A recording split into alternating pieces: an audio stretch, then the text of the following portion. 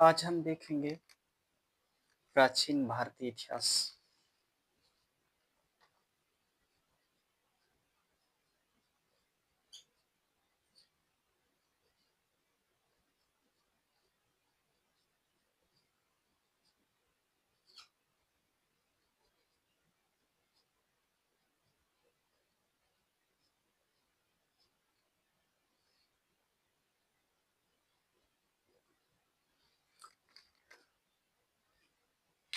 प्राचीन भारतीय इतिहास में हम लोग ब्रह्मांड राज देख रहे हैं। जो ब्रह्मांड राज के कौन कौन से थे उनके बारे में देखना चाहते हैं। ब्रह्मांड राज की बात करें तो हम लोग शुंग वंश था, शुंग वंश, इसके बाद कर्ण वंश, इसके बाद सातवाहन वंश, फिर वाकटंक वंश। ये ध्यान, चार इंपोर्टेंट हैं: शुंग वंश, कर्ण वंश, सातवाहन और वाकटक वंश। ध्यान रहे, हम प्राचीन भारतीय इतिहास में ब्रह्मांड राज देख रहे हैं। ध्यान रहे, इसके बाद हम देखते हैं जो शुंग वंश है, इनके संस्थापक पुष्पमित्र शुंग थे। ये ध्यान रखना, शुंग वंश के जो संस्थापक रहे ये पुष्पमित्र शुंग रहे। ये ध्यान रखना, इनकी राजधानी विदिशा है, मध्य प्रदेश से। ध्यान रहे, शुंग वंश, ध्यान रहे, विदिशा इनकी राजधानी रही है। पहला जो अवन आक्रमणकारी था ये डिमेट्रियस था, डिमेट्रियस। ये ध्यान रखना, और दूसरा यवन आक्रमण था मिन्नेडर। इसके समय पुष्पमित्र शुंग के समय यह आक्रमण हुए। ये ध्यान रखना, पुष्पमित्र सिंह ने दोनों को ही हराया। ये ध्यान रखना, और इसने 2 अश्वमेध यज्ञ किए। अश्वमेध यज्ञ से क्या मतलब? इसका ये तात्पर्य है कि अश्वमेध में घोड़ा छोड़ते थे, घोड़ा जितने भी जगह या कि जितने भी दूरी चला जाए, अगर वो वहां पहुंच गए घोड़े तो आप उसके अधीन आ जाते थे, आप गुलाम हो जाते थे, या फिर आप घोड़े पकड़ो और युद्ध करो, ऐसा नहीं तो फिर अधीनता स्वीकार करो।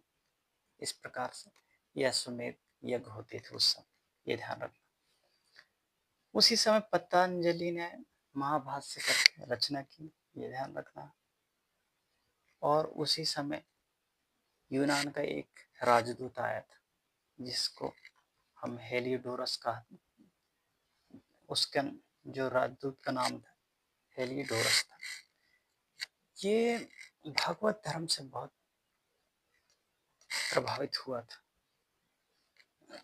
इन्होंने गरुड़ स्तंभ की स्थापना की थी, गरुड़ स्तंभ की स्थापना की थी, और भागवत धर्म से प्रभावित होकर इन्होंने काफी दिन रहा और भागवत धर्म अपना लिया था। ये ध्यान रखना, हेलियोडोरस, ये ध्यान रखना, हेलियोडोरस यूनानी राजदूत थे, बहुत इंपॉर्टेंट है।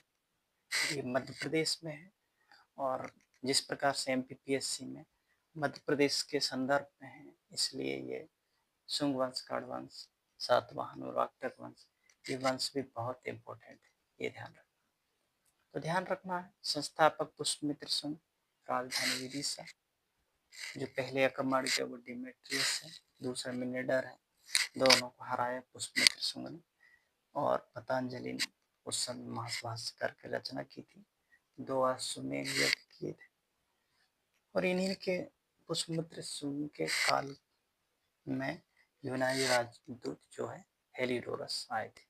ये ध्यान रखना, उनने गरुड़ स्तंभ की स्थापना की और भागवत धर्म की दीक्षा भी ली थी उन्होंने। ये ध्यान रखना। इसके बाद हम देखते हैं शुंग वंश का जो अंतिम शासक था वो देवभूति या देवभूमि करके मिलता है। तो अंतिम शासक जो देवभूति था उसको मारकर वसुदेव ने मारकर कर्ण वंश की स्थापना की थी। ध्यान रखना। तो कर्ण वंश के जो संस्थापक कौन थे? वसुदेव थे, ये ध्यान रखना। ध्यान रहे कर्ण वंश के संस्थापक वसुदेव रहे। इनकी राजधानी भी विदिशा मध्य प्रदेश रही है, ये ध्यान रखना।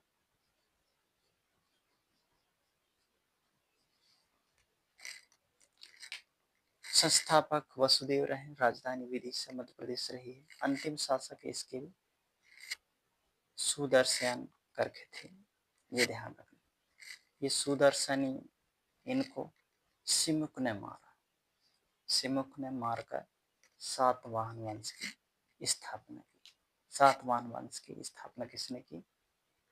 सिमुक ने, ये ध्यान रखना।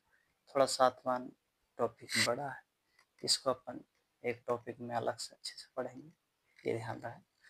तो शुंग वंश के जो संस्थापक रहे पुष्यमित्र हैं और कर्ण वंश के संस्थापक वसुदेव। इस प्रकार से आप लोगों को मैं शुंग वंश और कर्ण वंश हम पढ़ चुके हैं। इस प्रकार से इसमें संस्थापक पूछ सकता है, राजधानी पूछ सकते हैं, और फिर कैलिडोरस बहुत इंपॉर्टेंट क्वेश्चन है, और पहला आक्रमण ये शुंग वंश बहुत इंपॉर्टेंट है, ये ध्यान रखना, और कर्ण वंश भी। इस प्रकार से आप लोग प्राचीन भारतीय में ये ब्रह्मांड राज जो है कर्ण वंश, शुंग वंश और कर्ण वंश, जो भी समझ में नहीं आए आप कमेंट कर जरूर पूछें। Thank you for watching.